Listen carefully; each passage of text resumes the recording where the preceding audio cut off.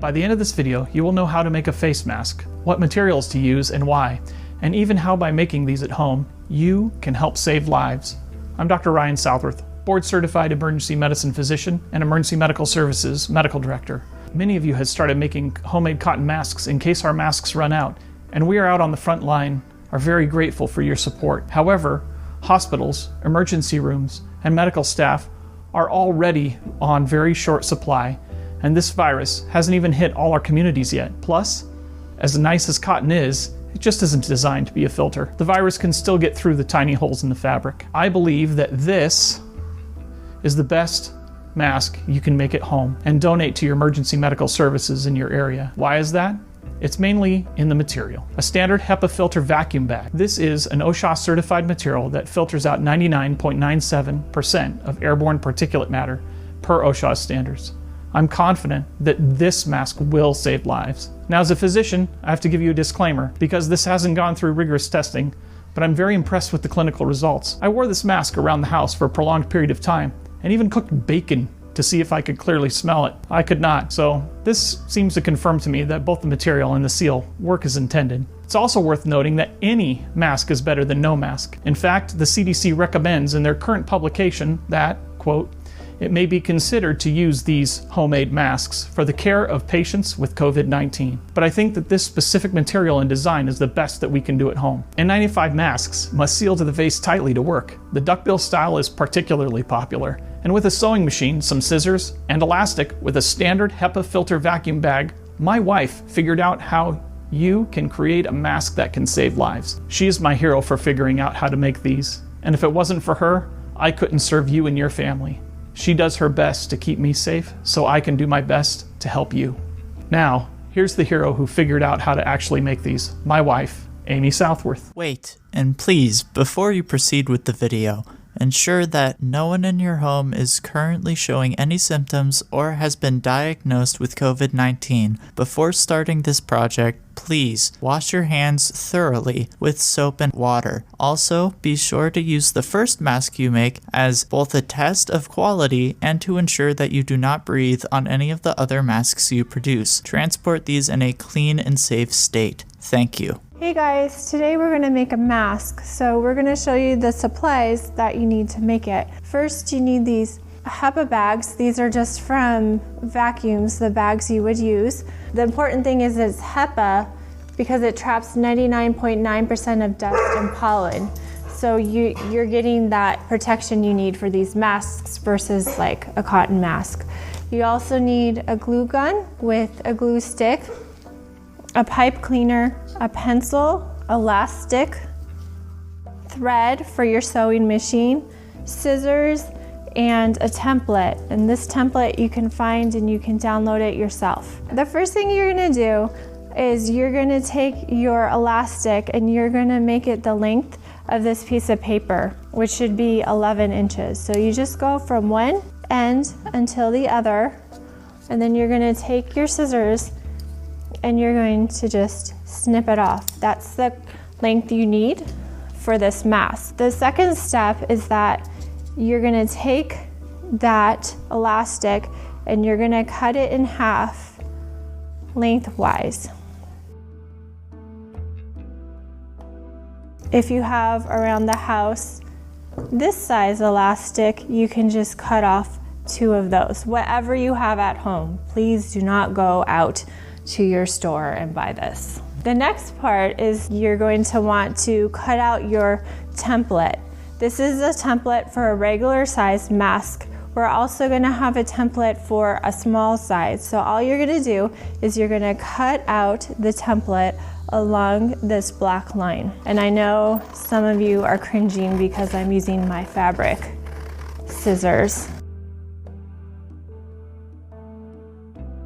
So here's the bag. When you open it up, you're gonna actually get 2 bags. With each vacuum bag, you should be able to make 4 masks. First, we need to expand these sides. So we're gonna very carefully cut to bring those sides out. And you're gonna have to do it to all 4 spots. And you really wanna do this carefully so you don't mess up. So you wanna kinda scrunch it and then just make an incision. So you just cut it and just cut along the side. If you are sick, do not make these for people. Or if you think you have been exposed, you do not want to make these. So once you have both sides, you kind of go in with your finger because it's connected right here. And then you just put your scissors there and snip it. And so that's going to bring out your side, like so. And so you want to do that with each end.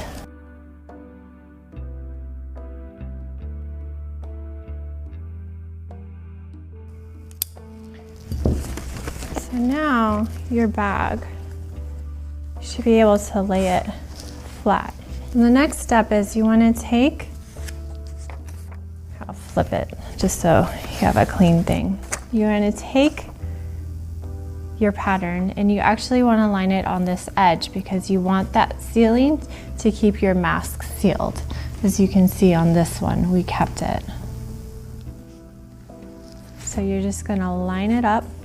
Now, we're not using pins because we don't want to make any holes along here, just to keep it as safe as possible. Normally we pin patterns, but this time we are not because we don't want those little punctures in the mask.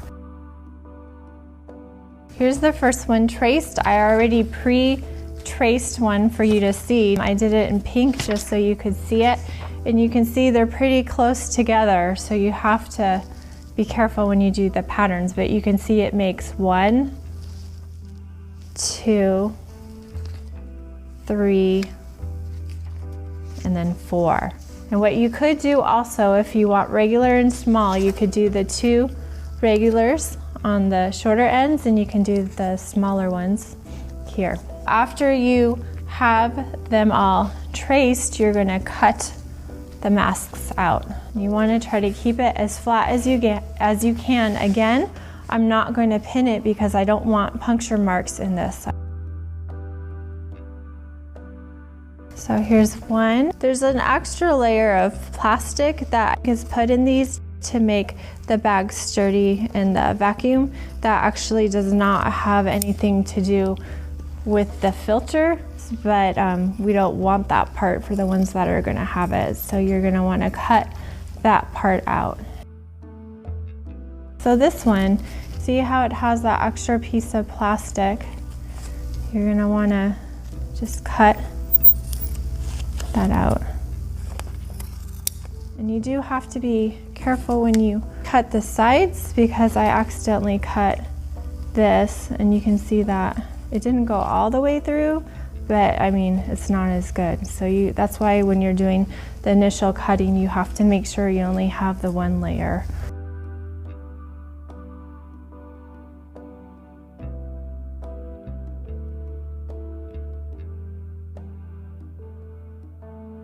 So now we have our 4 masks. The next step is for the front part of the mask to be able to have some kind of metal so you can pinch it around your nose. We're gonna insert a pipe cleaner. So all you're gonna do is you're gonna take a pipe cleaner and fold it in half, like so. There's different layers to this. So you're just gonna take top layer, you're gonna see a piece of plastic, and then you have the top layer. You're gonna want to place it about here because you want to make sure you have room to sew it shut. Hot guns, you have to be careful because if it's too hot, you're gonna burn through that plastic and then it's gonna be no good. So I'm gonna glue it. I'm gonna wait a little bit. Center it. Press down. So you don't, and then you can also like take it and just press down like so. Just double check it to make sure you didn't go through the fabric. This one for some reason. And make sure it still stays even with the rest of the mask. So your mask is gonna look like this. Once you have that step done, you're gonna flip your mask over And then on your sewing, you're gonna put this about here, and you're gonna sew where my finger is, right along here. And you're gonna do that to the other side as well. Remember, this is a little bit longer, so you want it longer. The two sides of elastic flush with the pattern, and then you're gonna sew on each side. And then you're also going to do the same thing to the other side of the mask. We just want to make sure we sew this elastic in well enough that it's going to hold its shape. So we're going to move over to the sewing machine and sew it. Okay, the next step is we're going to sew along here and also along here. I am purposely not using needles because I don't want to puncture the mask. I'm going to line up the fabric to the edge right here of my foot, and I'm just, as much as I can, and I'm going to sew. Nose thing, if you need to stop to reposition your fabric, that's fine, because you're probably going to have to because you don't have your little needles to help you out.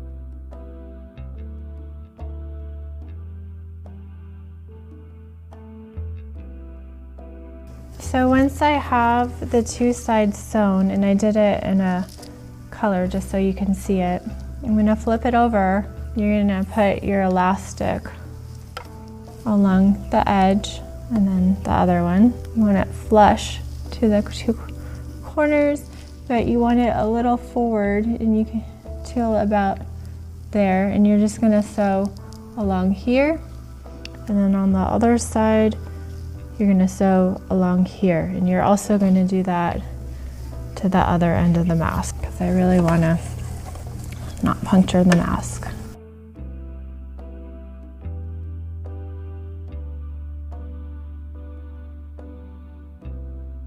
So I have one side, now I'm going to do the other side.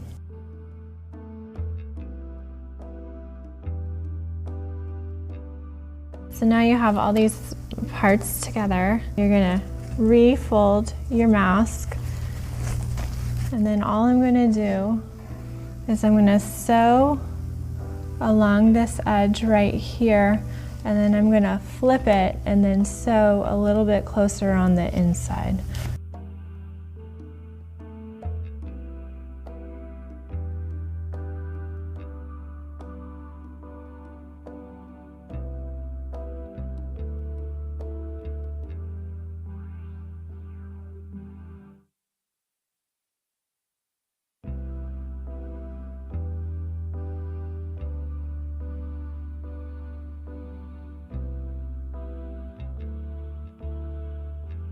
Then if you wanted to, you can press the button. You have it to close it on the end. And then if you just trim off all your extra threads, and then that's it. You have your mask. If you are making this for someone else, do not try it on to make sure it fits, because then you throw all of that cleanliness out the window. And it goes on the person, and once they put it on, the part with this goes along the bridge of their nose, and they can move it so it secures. But there you have your mask, and you have two pieces of elastic to cover your head properly. If you are a healthcare worker, the CDC says that homemade masks can be used as a last resort, but with a few days worth of masks and countries like China not able to keep up with demand, I'm afraid we could go down the same route. And if we have a last resort, why not a HEPA filter? So based on very much non-scientific study done at my home, I would much rather have one of these than a cotton mask. So if you can sew a cotton mask and have some extra HEPA vacuum bags, even one mask will help save lives, I believe. Thank you for supporting the front line in the crisis. Please, please, please share this video with everyone. Social distancing works. Like and subscribe so you can follow along with me as this unfolds. And if I get infected, I'll let you know firsthand how it is. Again, the most important thing is to share this video with everyone you know so we can reach everyone and get the support we need on the front lines. Thank you.